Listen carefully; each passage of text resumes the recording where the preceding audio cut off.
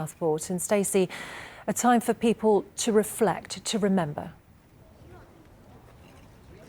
Absolutely, and since this tragedy hit this community on Monday, there has been a real outpouring of affection, not only for the families involved and at the centre of this tragedy, but also the three young girls who lost their lives at the other end of this road.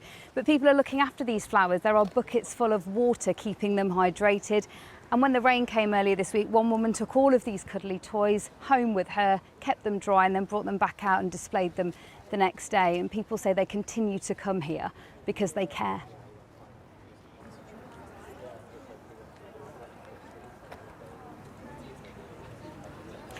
We're also hearing that there are lots of fundraisers happening locally for the families involved at the centre of this tragedy. And of course, the council have announced today that they plan to light up the main council building in the centre of Southport that hosted that huge vigil for the families involved earlier this week. We know that the building itself will be lit up in pink for the next 3 nights, as well as hospitals and other buildings in the northwest as well, to remember not only those 3 girls at the centre of this tragedy, but also all of the families involved and the local community as well.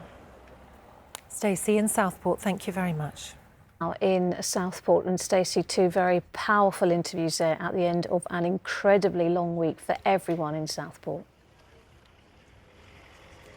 Yes, I think it's fair to say that this has been the most difficult week for this small community.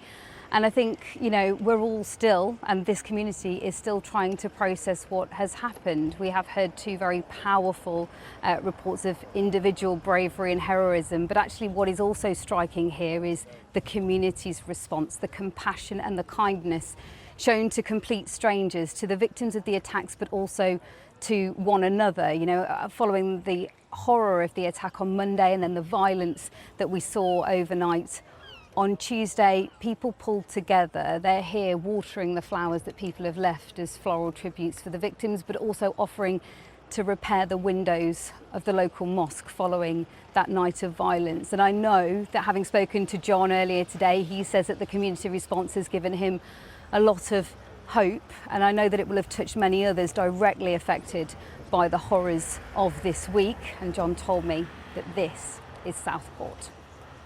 All right, Stacey, and that remarkable community response in Southport. Thank you.